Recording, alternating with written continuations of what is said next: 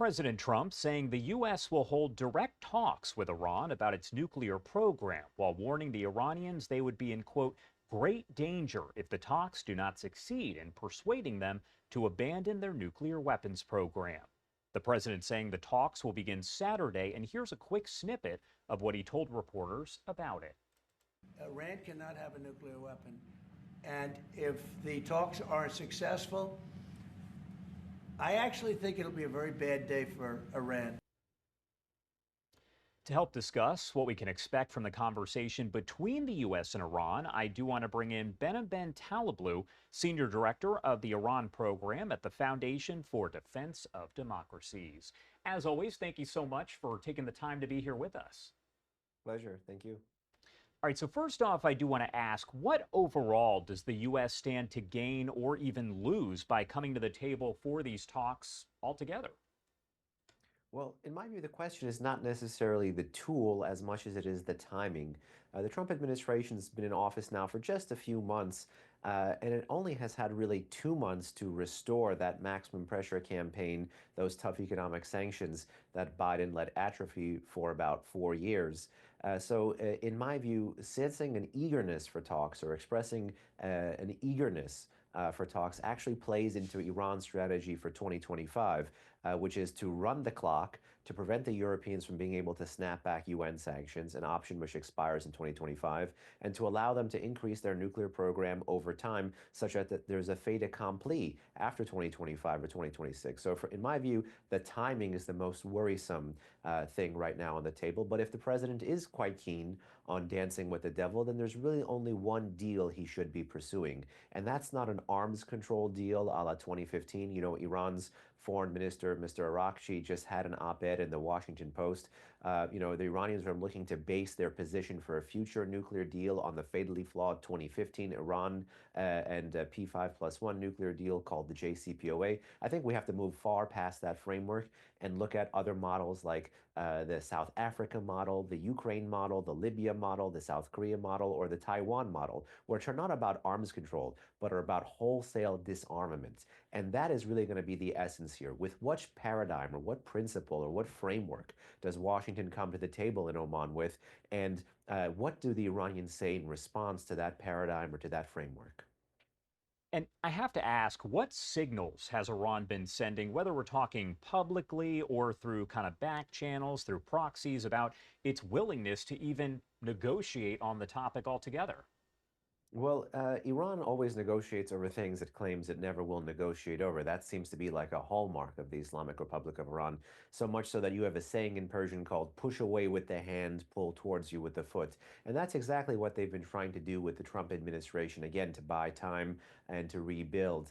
Look, the Islamic Republic has said that all American presidents are the same, but the fact is that they're not all the same. And in particular, President Trump is very different because in term one, he killed Iran's chief terrorist, Qasem Soleimani. He supported the Iranian people when previous Iranian presidents turned their back on protesting Iranians. And he showed that U.S. unilateral sanctions can do record damage to the Iranian economy and in record time. So the Islamic Republic has been talking about Trump very differently than all these other past U.S. presidents. And that's why the Iranians are keen to have these negotiations be indirect and mediated. And that's why the Americans are looking for a big optics win, because if they will talk directly to the Americans, then it is a collapse in the Iranian position. And perhaps Washington, through pressure, can have further collapses in the Iranian position.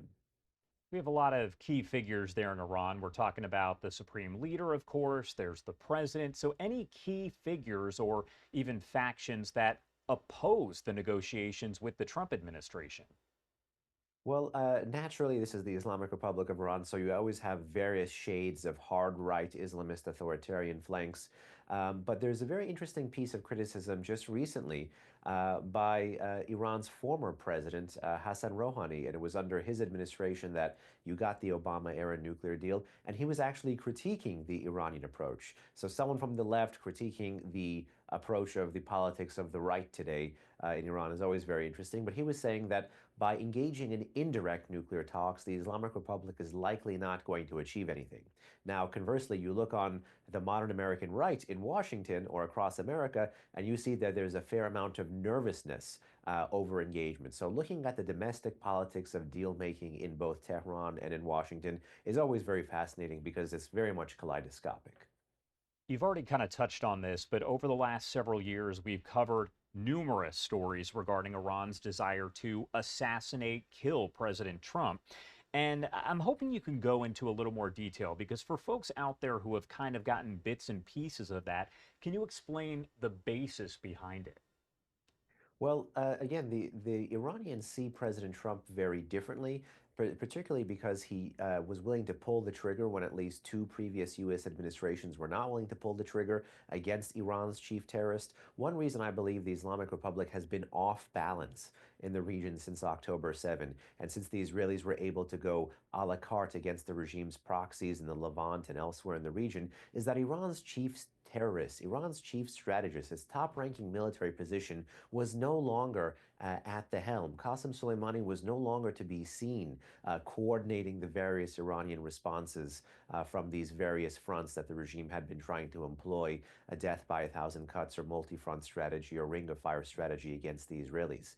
So he really was the tip of the spear when it came to the regime's terrorist apparatus. And Trump killing him really did spook psychologically and politically Iran's most powerful person, which is the supreme leader, Ali Khamenei. So much so that a few years ago, Ali Khamenei had said that the shoe of Qasem Soleimani was worth more than the body or the person who was willing to basically pull the trigger against Soleimani, or the person who had killed Soleimani, who was making a reference to Trump there. So negotiating with Trump directly or indirectly is a very bitter pill for the Islamic Republic to swallow, but it's a bitter pill they're trying to swallow as easily as possible and as cost-free as possible because their economy is in ruins, their military position is shattered, and they only have one very high-risk option here, which is nuclear escalation.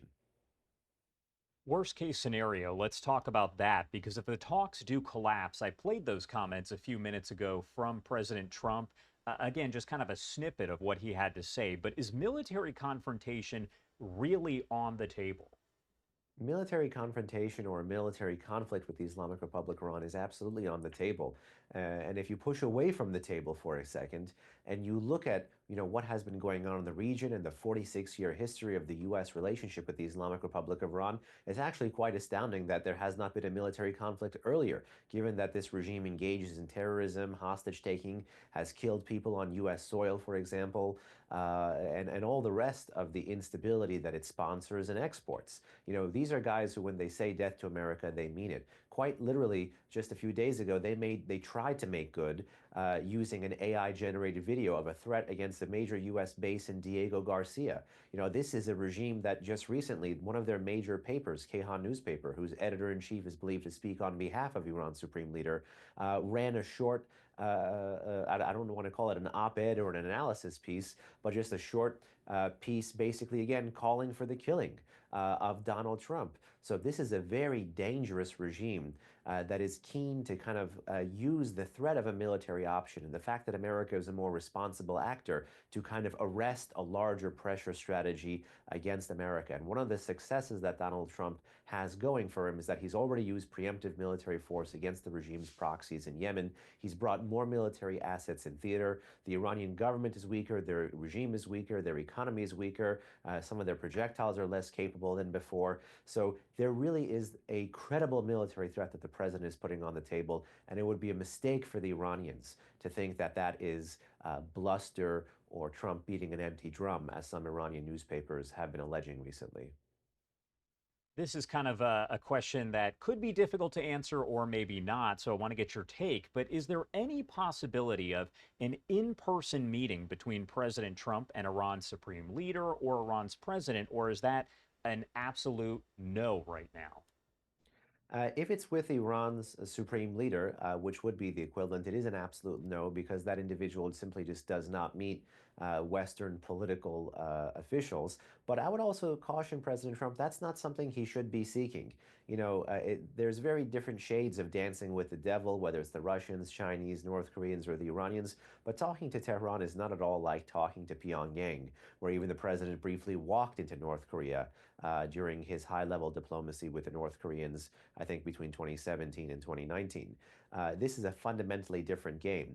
And also within Iran, lest we forget, you have fundamentally the most pro-American population that would suffer if indeed the president would be seen as putting wind beneath the wings of the regime rather than wind beneath the wings of many protesting Iranians. And lest we forget, Trump created a nonpartisan consensus in Washington that the Biden administration built on, and that is supporting the Iranian people. Previously in DC, supporting the Iranian people was seen as a kiss of death. It's why Obama turned his back on the Green Movement in 2009 and still sought nuclear diplomacy. For President Trump, who showed the world it is possible to have tough sanctions and give real, meaningful political support to the Iranian people from 2017 to 2020, and now reverse course and try to meet with the repressive apparatus against the Iranian people, in my view, would be both a policy, political, and moral own goal. All right. Behnam Ben Taleblu, as always, thank you so much for taking the time to join us here on Live Now. Anything else you want to add? Anything I forgot to ask that you want to make sure we highlight? No, I think we should be set. All right. Thank you so much for joining us here. Have a good rest of your day. You too. Thank you.